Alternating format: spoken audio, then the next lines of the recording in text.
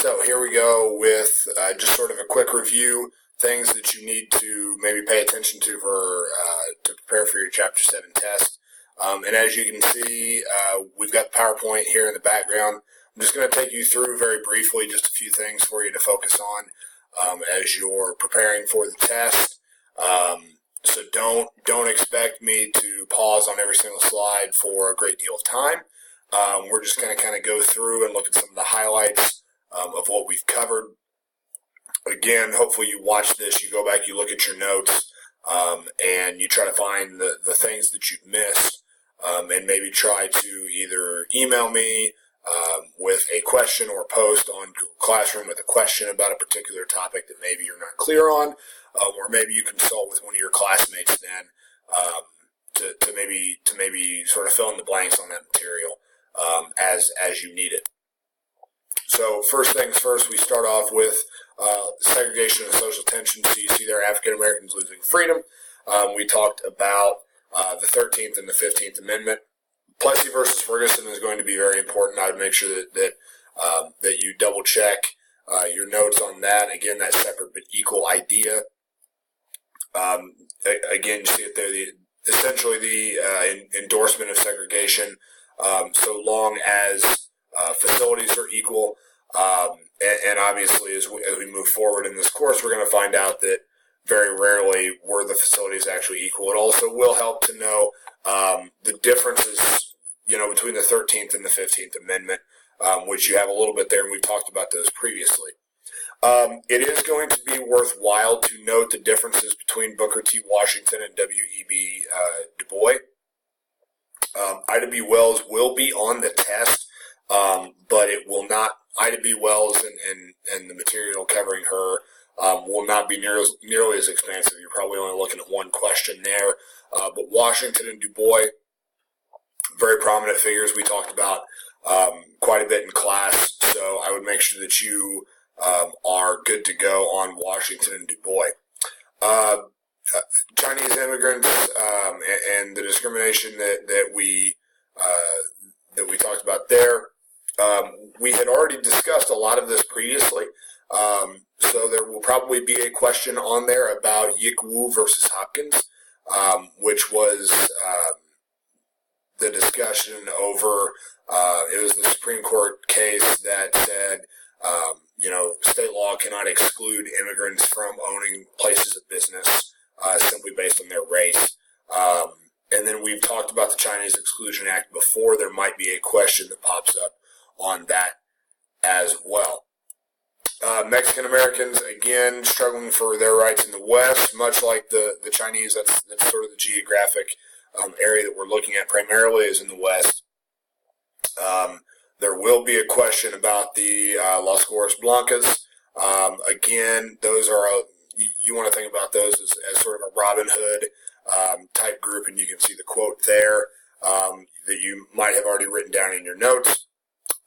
And then also talk about, there's probably going to be some questions about, the rolling back of property rights in the American Southwest for Mexican citizens. And then finally in this section we talk about women making gains, suffering setbacks.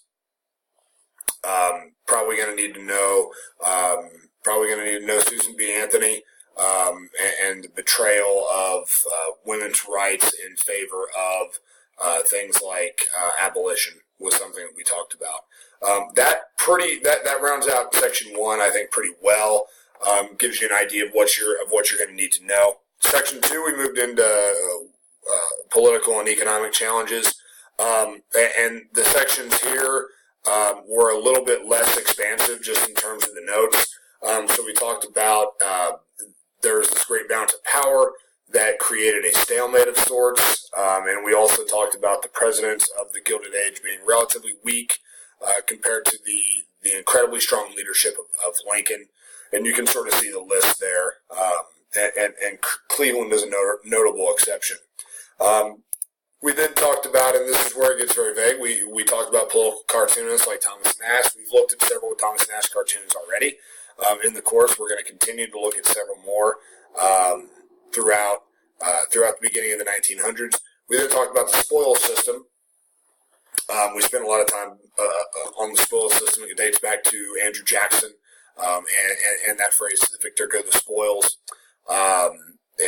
And again, just as a refresher, and this should be in your notes somewhere, that the spoil system is the practice of awarding political office based on not qualifications, but simply based on knowing someone. And that's sort of what that idea is.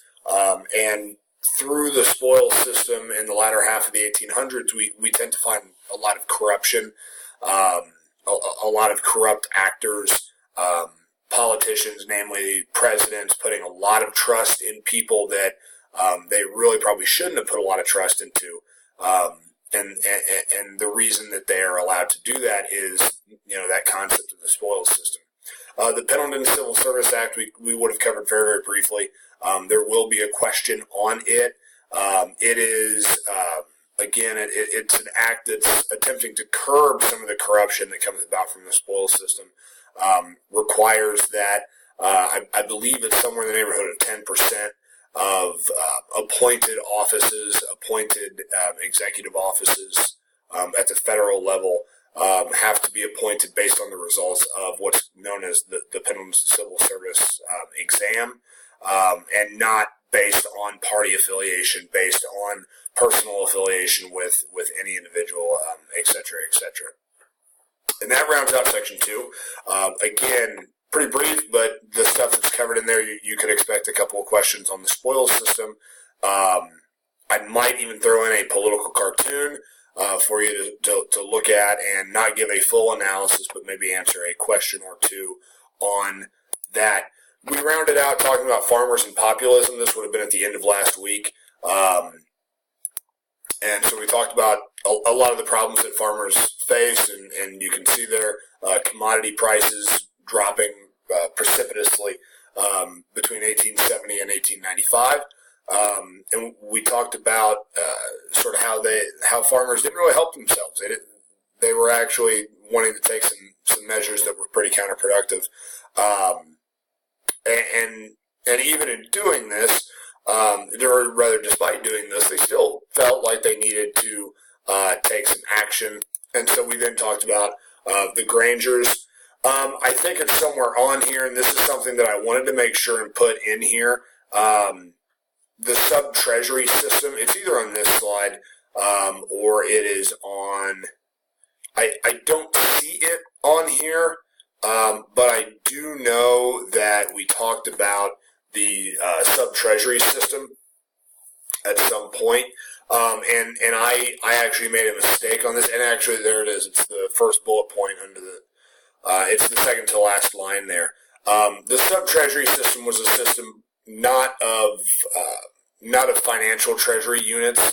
We're going to get into, with Wilson, we're going to get into his creation of the National Reserve.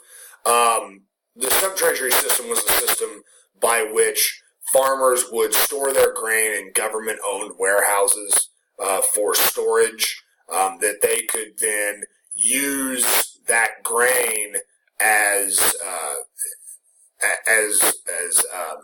collateral is the wrong word, but they could borrow money on the grain that was stored in these government held warehouses, and then they could sell that grain to pay those loans off later.